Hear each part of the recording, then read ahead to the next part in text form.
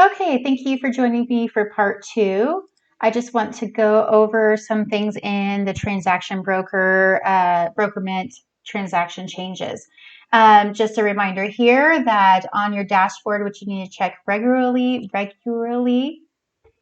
sorry guys, we'll have updates here. Here are some links to Milk and Honey, and then here's some, you can order your name badge, sign order, Google our website, and then we'll add some more to that as well.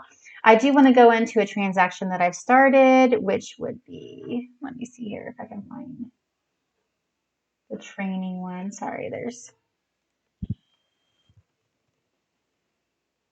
okay. So as you can see, there is now updates to our transaction checklist. When you have a listing, you are going to go in and you're going to add the listing checklist, as you can see right here. Let me go ahead. All right. Now we've added documents. It used to be that anything with an asterisk was the only thing that was going to be required, but now we are requiring that you go through all the steps. So let's go ahead and pretend for a minute that we are going to do the wire fraud. This is a required document. I don't know if you had it before, but this is the seller version of it. You will go in, I'm going to send it to myself, and you'll simply have them sign it. It is required. Then you can go and send for signature, and there we go. It's probably going to make me sign it as the seller. So I'll go in and I'll start here. The reason why I have broken up these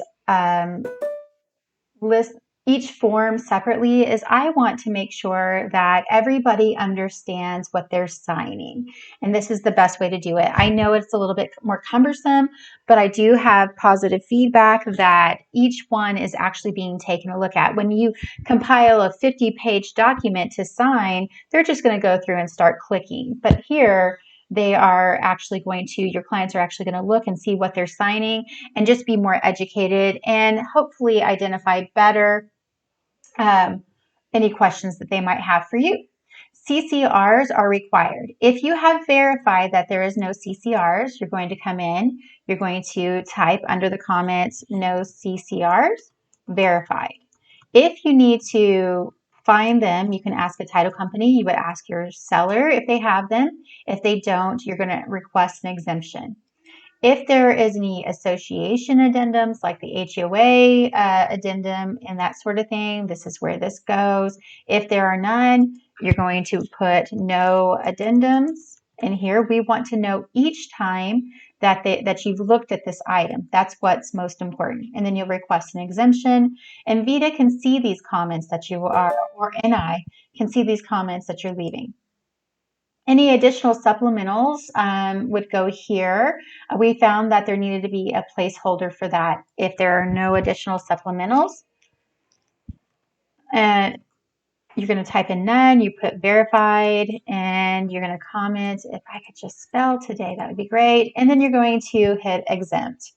Say for the mortgage payoff request. If there is a mortgage, then you need to find out what they actually owe. You can go ahead and do this by sending over the mortgage payoff request form, but more than anything, you're going to get them to tell you what their payoff is.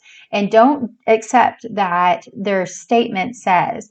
Actually have them call and tell you and verify this is my payoff through this date or through today.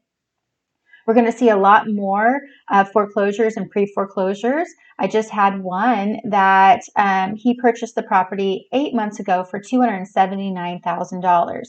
He had made all but the last 3 payments, and now he owed at closing $289,000, and I had to take 0 commission. So the other side got the commission. I had to take 0. So I worked for nothing. Now, I will say that I had to charge the transaction fee because our E&O insurance does not cover transactions that we don't get paid for. Let me say that again. If we do not get paid anything for a transaction, our E&O insurance means that you are not covered.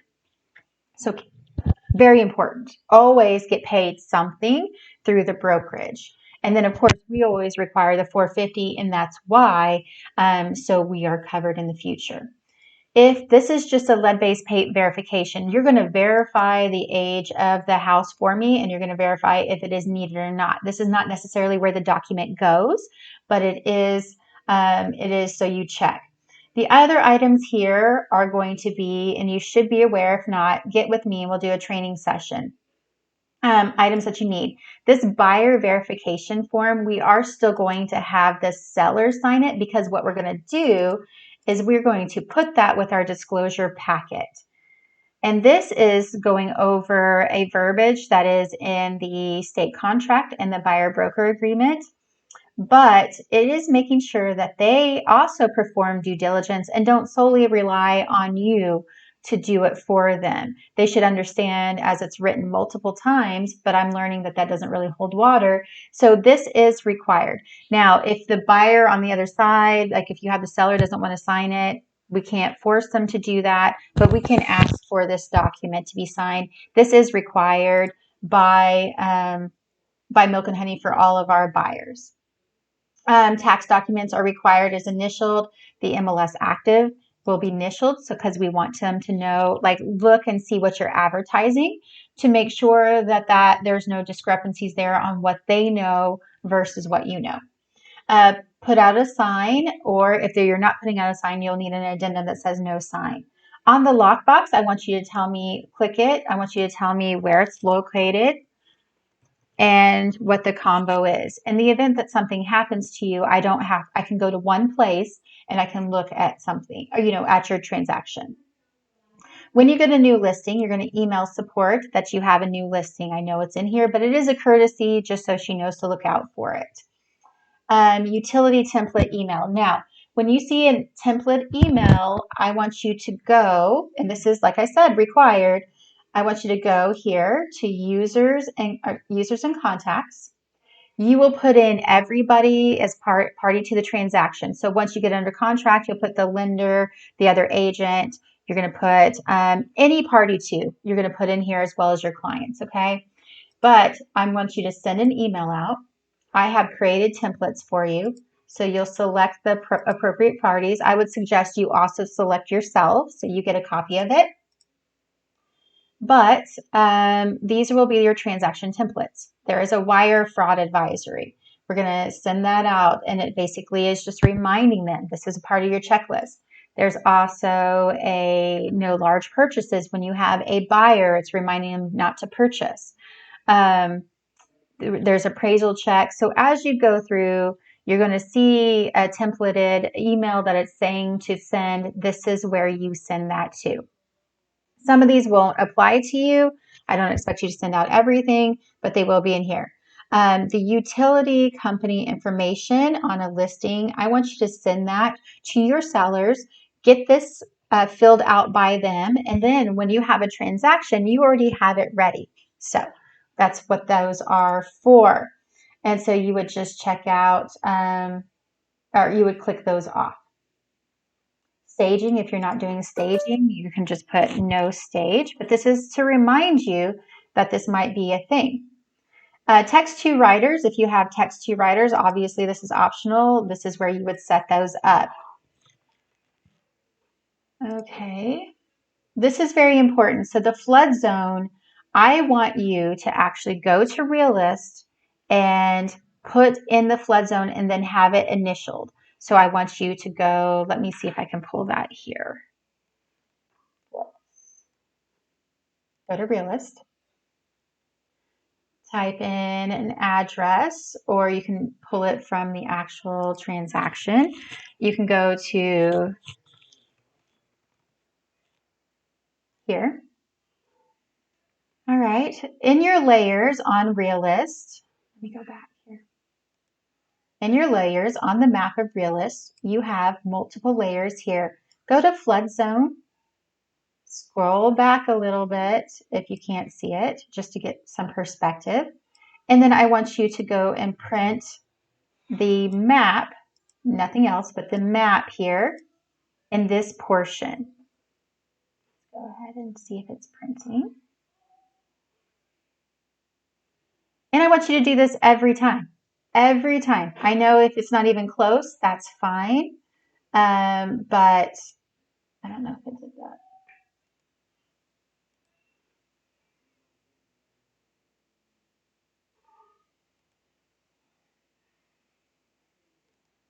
Okay, so once you have that printed out, it has to be a PDF. I want you to go ahead and attach it. I don't know why it says it was empty. Let me try again.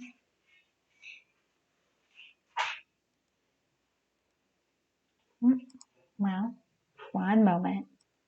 Okay, so I also wanted to show you really quickly, if you go back to your search and you search, I have you do it in the regular map that way because sometimes the flood map is not available. And so if it's not, you can do it through the main map, but you can also go into the property detail, click on flood map, and then print that out. Once you do that, you can come back here and upload that.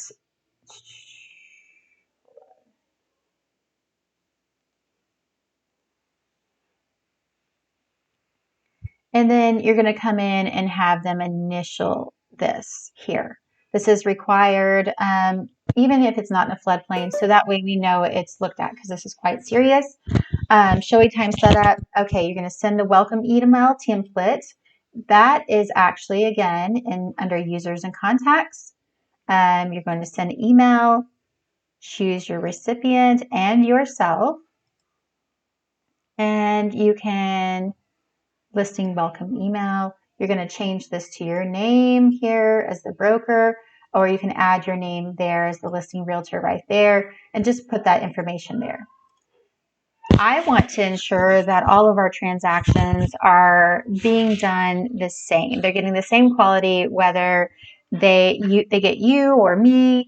And of course, if you don't know, please let me know.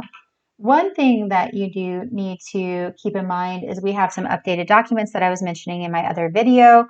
The licensee disclosure form it's not new, but it is something that I do have on here.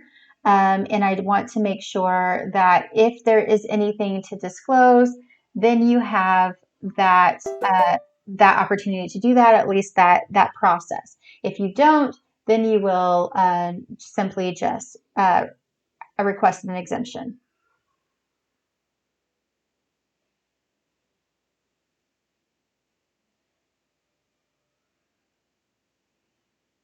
And it's right here. So if you don't have any, you're going to put none to disclose. Time for a nail trim. Can't type today.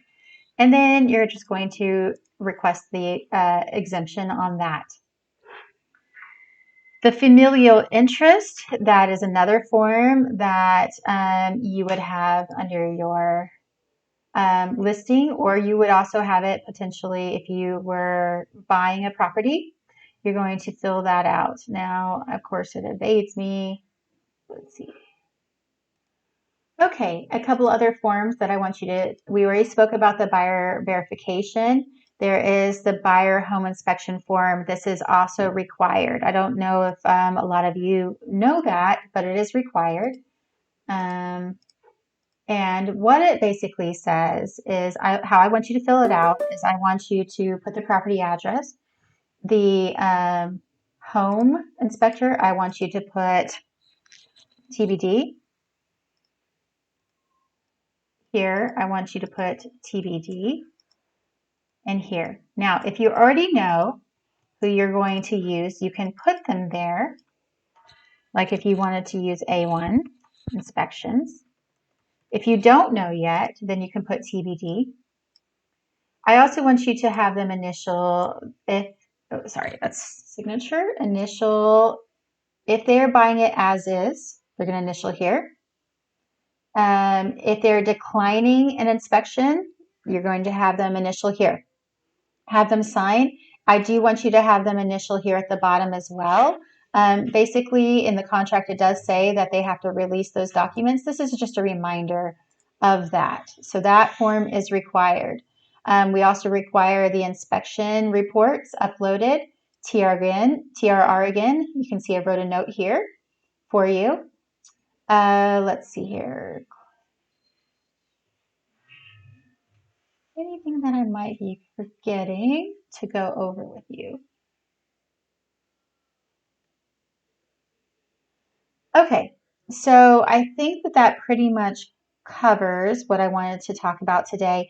If there is any questions whatsoever, please let me know. You have 7 days to review this information and then get this document signed back to us. If you don't, then you are an increased liability to us. I'm just going to have to lay it out there. I don't know because I'm not getting a lot of response back from my agents. And so if you're not responding, then I have to start to assume that you might be going rogue. And this is very dangerous for your fellow realtors under my license. And so I really need everybody to start participating when I'm texting, to respond back that they've received those texts. I know that there is automatic ones, but if this is like a one-off and I'm asking you to respond, I must insist that you respond back to me. Because I need to know that we're following the protocol. I think that that should be everything. Again, if you have any questions, let me know. Thank you for joining me on this video. Hopefully I kept it short and sweet, and then we'll talk to you soon.